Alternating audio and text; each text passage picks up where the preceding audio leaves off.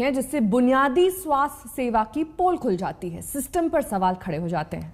MP के खंडवा से आई तस्वीर आपको हैरान कर देगी। लोकार्पण के लिए 2 एम्बुलेंस लाई गई, लेकिन लोकार्पण की जगह मंत्री उसे धकेलने पर मजबूर होते दिखे।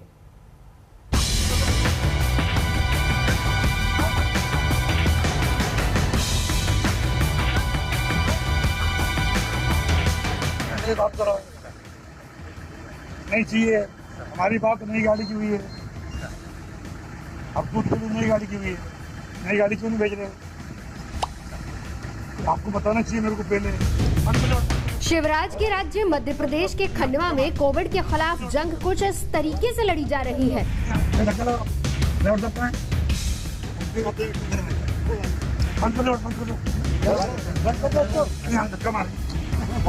कोरोना मरीजों के लिए लाई गई एम्बुलेंस बंद हो गई और धक्का लगाने को मजबूर हो गए वन मंत्री विजय शाह। विजय शाह खंडवा और बुरहानपुर जिले के कोविड प्रभारी हैं। दोनों जिलों के लिए उन्होंने 4-4 एसी एम्बुलेंस की मांग की थी। मंत्री जी को बताया गया कि आप 4 एम्बुलेंस किराए पर ले लीजिए और 2 सरकार की तरफ से आपको भेज दी जाएंगी। लेकिन जब एम्बुलेंस आई तो मंत्री जी का मूड खराब हो गया। नई एसी एम्बुलेंस का वायदा किया था और मिली खटारा एम्बुलेंस। बात करो नहीं चाहिए, हमारी बात नई गाड़ी की हुई है। अब खुद के लिए नई गाड़ी की हुई है, नई गाड़ी क्यों नहीं भेज रहे? आपको बताना चाहिए मेरे को पहले।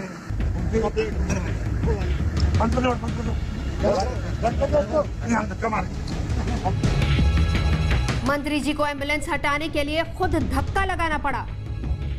मैं बाहर आया और मैंने देखा कि नई एम्बुलेंस नहीं थी और जो एम्बुलेंस दी गई थी या फीता काट कर बांध करके जो उद्घाटन के लिए एम्बुलेंस खड़ी थी वो इस काबिल भी नहीं थी कि हम उसको जनता को लोकार्पित करें। खटारा एम्बुलेंस 2005 में जो मॉडल बंद हो चुका था और जब मैंने ड्राइवर को कहा कि आप इसको स्टार्ट करके यहाँ से हटाइए तो ड्राइवर ने कहा कि सर ये चालू नहीं होती, आप थोड़ा धक्का लगा दें।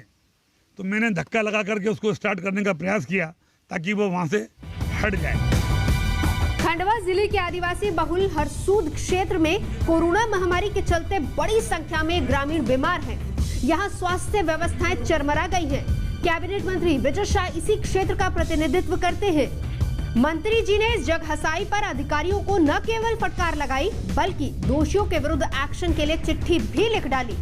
ये सारी जानकारी जिस तरीके से आपके सामने आई है, मैं समझता हूँ कि दुर्भाग्यपूर्ण है कि अगर कोई मंत्री वहाँ जाता है और इस तरीके से पुरानी गाड़ियों से लोकार्पित कराने का प्रयास करते हैं, या तो पहले बता दें कि नई गाड़ी नहीं है पुरानी गाड़ी है, तो हम मेंटली प्रिपेयर रहें। अभी जिला प्रशासन के लिए भी चिट्ठी लिख रहा हूँ कि आप देखें, दोषी को उन्हें कार्रवाई करें और मध्य प्रदेश सरकार को भी मैं चिट्ठी लिख रहा हूँ कि हमें नई एम्बुलेंस तत्काल दी। देश कोरोना महामारी से बड़ी जंग लड़ रहा है। हम रिकॉर्ड समय में वैक्सीन और इस वायरस से लड़ने के तमाम मेडिकल सामान बनाने में कामयाब रहे हैं, लेकिन स्वास्थ्य सुविधा की बुनियादी जरूरतों के मोर्चे पर अभी भी हालात खराब हैं। खंडवा की ये तस्वीरें उसी की बानगी हैं।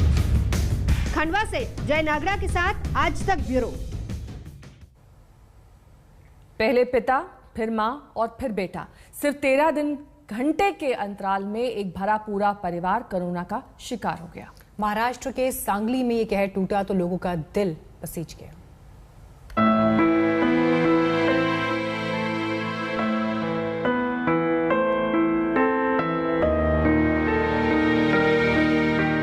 कहते हैं कि खुशियों को नजर लग जाती है, लेकिन सांगली के इस परिवार को तो कोरोना की ऐसी नजर लगी कि आज यहाँ सिर्फ गम मातम बचा है।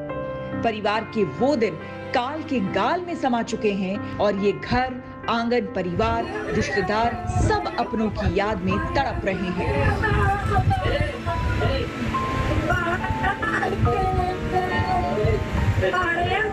महाराष्ट्र के सांगली जिले के शिरसी गांव में सॉफ्टवेयर इंजीनियर सचिन झिमुर के परिवार में अब कोई नहीं बचा।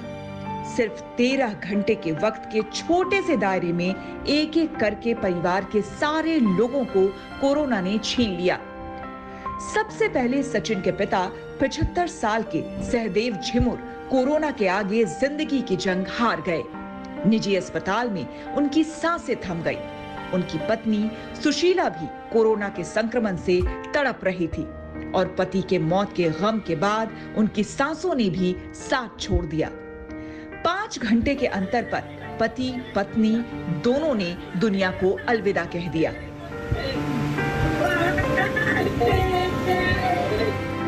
माता पिता की देखभाल कर रहे बेटे सचिन के जिस्म में भी इस वक्त तक कोरोना वायरस दाखिल हो चुका था और माता पिता को खोने के चंद घंटों बाद बेटा भी कोरोना के सामने जंग हार गया।